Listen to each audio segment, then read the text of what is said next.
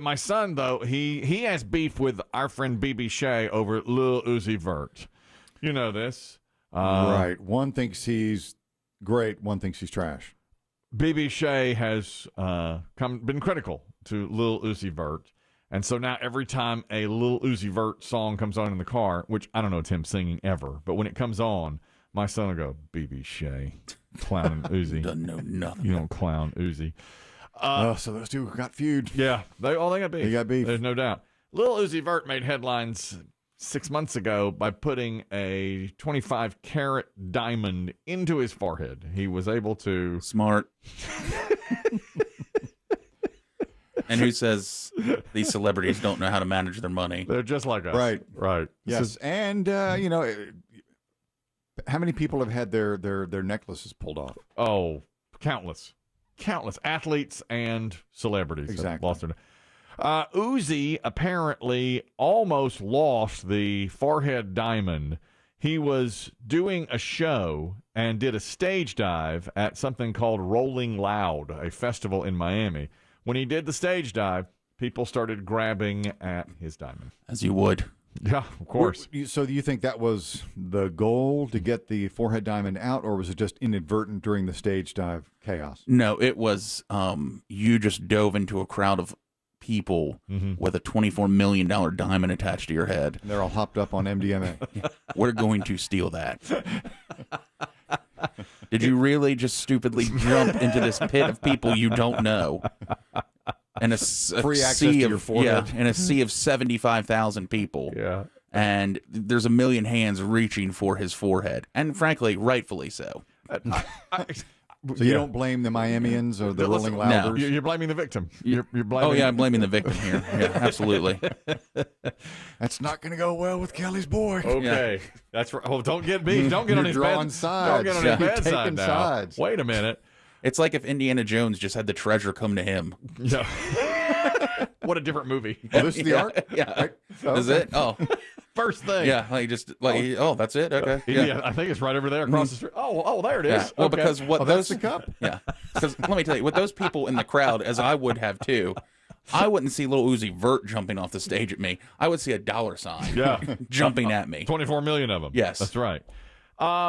The rapper tweeted a photo of blood streaming down from the gym in his forehead, saying, yeah, it was tough getting through the crowd on something like this. So I've not seen, I wouldn't know the man if he walked into the room. How is it attached to the forehead? I'll tell you, I've done some this because this just fascinates me on this type of body modification. Didn't he say he had it set pretty well in there, like a diamond ring on a setting? Yes, right? it was truly in a, like he had this implant put in, and I guess the diamond then attaches into that But a diamond, implant. like a diamond ring or any stone, there are prongs that hold it in place. Yes. And I believe there are that That's hold right. this diamond. On his yes, face. So he but has it's on his head. prongs Yeah, on his in forehead. the skin. yeah, like he has. And see, I think we have it. You know, the reason he, and this is true, according to him, the reason he wanted to implant it in his head is he always wanted a pink diamond, but he was worried he'd lose it. Right, so he wanted to make sure. Yes. He knows where So it is. he and put it everything. in his head. But recently, I believe after the Rolling Loud Festival, he started popping up, but with no diamond. Instead, he now has like a barbell. Correct. Because he wants to keep it Yes. safe, I guess, after this rolling Because loud. it was almost ripped out. And of course, you never know where it went. He was a reporter caught up with him and asked him about the event where he almost had it taken. What up, Uzi? You still got that diamond, brother? Yes, I had a show at Rolling Loud, and I jumped in the crowd, and they kind of ripped it out. How you feeling? I'm feeling good. I still had a diamond, so I feel good. All right. You got some great hands in the boxing, by the way. Thanks. Great what? Great hands. Apparently he did a boxing thing. I don't know, did he? Yeah, I guess. He said, you got some great hands with the boxing, by the way. The reporter is so me. Oh, you have a great hand. You know, just always. Oh, hey. Just Uzi. virtuous. Oh, hey, hey. Yeah. I thought. You wouldn't come with, did you really think it was a good idea? No. I've never said that. I've never Put a said that. diamond in your head? The So did it fall to the floor and some good-hearted fan give it back?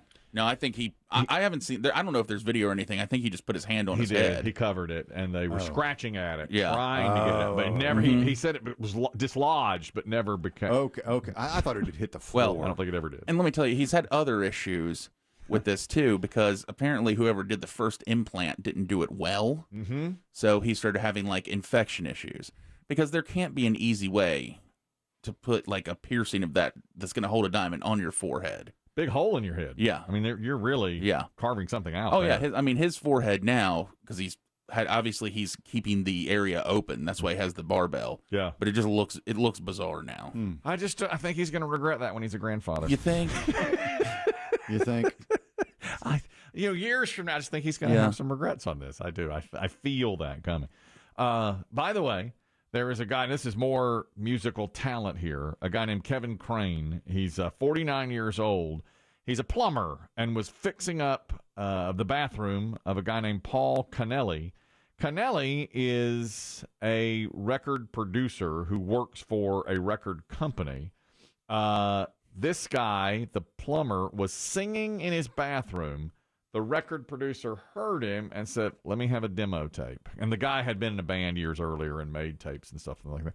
So he did, and now he has wound up with a record deal from the record company. Do we know what he sounds like? Yes, we have him first singing. These are back-to-back.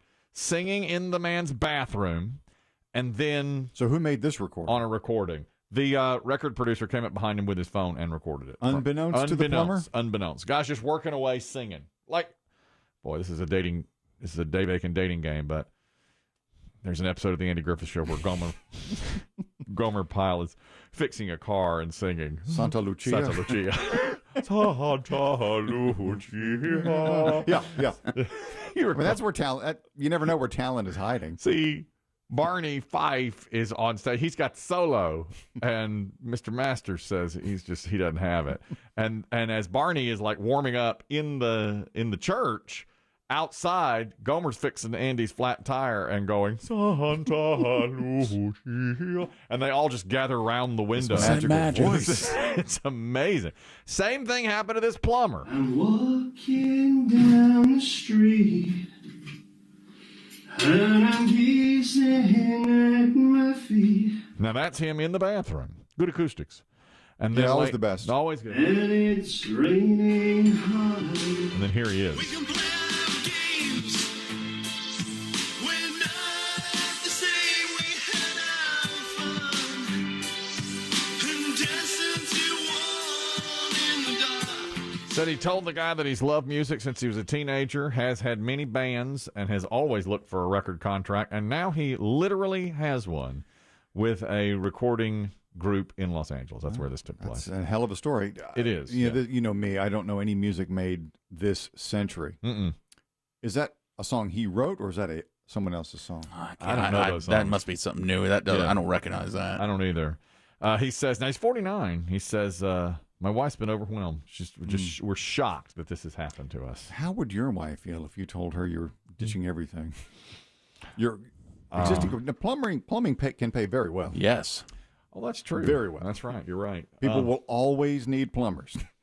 I think she'd have a little bit of trepidation if I said, I'm going to ditch my plumbing job. You're not going to sell the truck, are you? I think she's worried that you're going to ditch your current job and try to be like a pro pickleball player. Well, A pickler. yeah. I mean, she did not react well. Although after 1.5 weeks on the circuit, you can't even move. You can't No. walk. Your upper body is a mess. Your lower body's a mess. Your toenails are falling off because you bought wrong shoes. I mean, it's just... God, I know. This crick I've got is just terrible. I mean, I'm really going through something here today. Also, we got the news over the weekend. It's more entertainment that Willard Scott had passed. Legendary Today Show weatherman Willard Scott died Saturday. No word on cause of death. 87 years old. Always a favorite of all of the fans, of course. He had not been on the, well, not everybody, Well, especially not his coworkers. he and Bryant Gumbel didn't go along. Really? Yeah. Did you know? No, I didn't know that. You don't know this? How? What? I mean, wait a minute. He seemed so... Wait a minute. In the 80s, it was Bryant Gumbel, Jane Pauley, and Willard Scott were the main three on the Today Show. They were trying to take some of the ratings away from Good Morning America. Yes. And it worked. And successfully. Yeah, they did. And I believe, now Chris Tim can correct me, Bryant Gumbel wrote a memo internally talking about This clown. the staff, and mostly this clown that was Willard Scott. I mean, I think he was kind of jealous because Willard Scott was getting all of Wow. People liked him. Yeah. Somehow the memo leaked, Oh, and they made up on air, supposedly, Willard yeah. kissed Brian on the cheek. That's right. And they In the plaza. They made up. That's right. But I don't know that things were ever the same. No. And shortly after that, Willard left the show eventually. Yeah. He said just started doing the birthdays and all. Al Roker took over. And Jane Pauley left the show. Mm-hmm. And that's when she was replaced by Deborah Norville. And Chris Demm has been the one person saying Norville was better. Following her was very difficult. Yeah, it was impossible following St. Jane, who Right. didn't appear to give her blessing to the next person. That's correct. Which paved the way for young Katie Couric. Well, that's right. And Katie Couric turned out to be the sweetheart. Yeah. The one thing we remember about Willard Scott was when he was on, not too long, probably 10 years ago, he was talking about Al Roker's daughter. Al was doing the weather and talking with Willard. Willard still came on to give happy birthdays to people turning 100 years old until not that long ago. And again, very lovable. No, and I missed you the other day. I was there in your office, and that is the prettiest picture of your daughter. Oh, thank you. You ought to show that on the air one. She's a full-grown. She's a junior in college. Yeah, she's a freshman in college. Don't rush it yet. Can I take her to lunch with you? Sure, why not? One fine-looking young lady. All right, now. We don't need to hear anything about this. Back up, Willie. Willard. Today, he's done. That's it. You can't say something like that about Al Roker's daughter. Al Roker. I was in your office the other day. Your daughter's hot. Is she a junior? Freshman. In. In college? High school.